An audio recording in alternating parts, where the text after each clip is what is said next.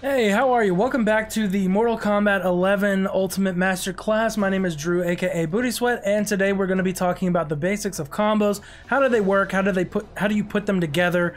All of that kind of thing. Now, first of all, I want to say, please do not feel ashamed or embarrassed if you go online and look up combos. There is nothing wrong with that. It's like net decking in a card game. Nothing wrong with it. You still have to have the skill to pilot. Maybe you're just not a creative enough person to really figure out those things for yourself. You just want to know how to do the most optimal things, and then you'll just go online and you'll do them. That's fine. Don't let anybody make you feel bad for doing that. So what we're going to do is basically you want to figure a couple of things out when you're trying to do combos and practice combos, and this will probably help some folks because there's a couple of tricky things in Mortal Kombat 11 in terms of combos that some people don't really initially get because it's not really explained anywhere. So first, what we did is we went into our moves list and we used triangle for us on PlayStation. It's your 2 button, so what would that be? Y on Xbox or X on the Switch, or whatever. We went through and we found a good string. So that's the first thing you need to understand about combos is strings. How do you do strings? You just dial them in. So square square X or 113 in other words, you just press 113 in that order and he'll do it. You see me on the left hand side there? I'm just pressing 113 and he's doing it. It's not like Street Fighter or anything where you have to actually link the moves together or anything like that. They're just, you dial them in. That's how NetherRealm Studios games work. So, like we talked about in an earlier video, in the very first video, you can cancel those into special moves. So for Noob Saibot, for instance, you want to do a combo that extends, and so he has a launcher called Teleslam. You can amplify that, and then that lets you get more combos through juggling.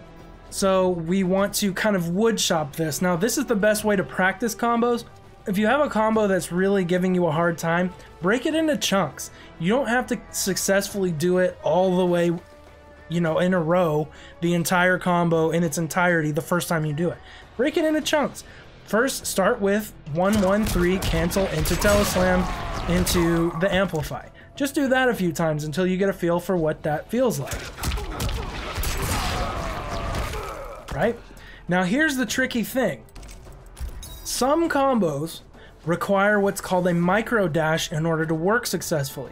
So this combo, after I do 113 in a Teleslam, when he launches again, I'm going to need to do another 113.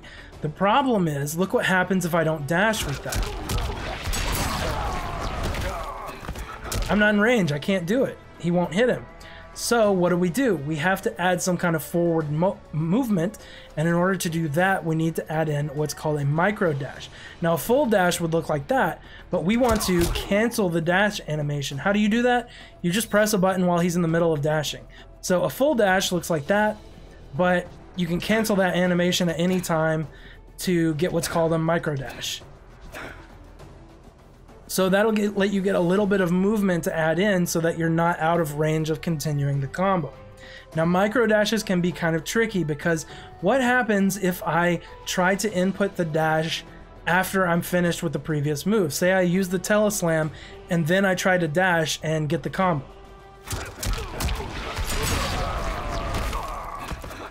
I can't really do it. I don't have enough time, I don't have enough recovery after the dash. So I see a lot of people say, well, what the heck?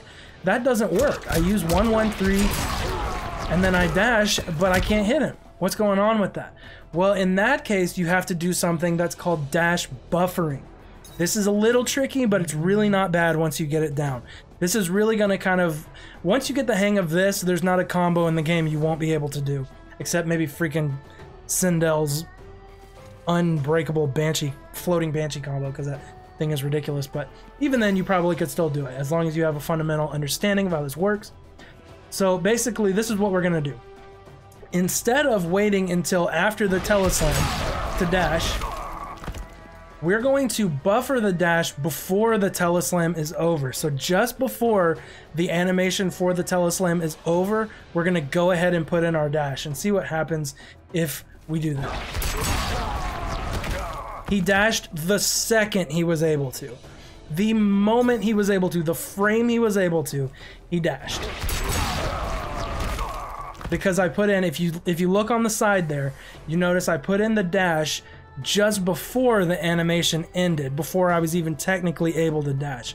That's called a buffer. The game will read that and it will have you do the dash the moment, the instant, the frame that you're able to do it. And that's how you get that combo to work. So with that in mind, we can do it.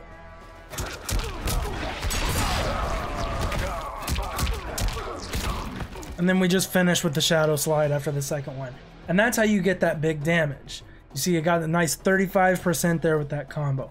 The only thing that makes that combo tricky is that dash. The only thing that makes that dash tricky is buffering it just before you're able to actually do the dash. That's the trick. Everything else about combos in this game is extremely straightforward. You know, you can get into combos in the corner, as you can see. You know, normally that would push Sub-Zero way further back, so you can't really combo off of that unless you have certain moves that let you. But in the corner, he can't go anywhere, so then now you're getting down ones into, you know, whatever it is. You know, etc. So I did a back forward 4 there. That's not anything, but my point remains the same. That's how you get corner combos and stuff like that. It's the same way.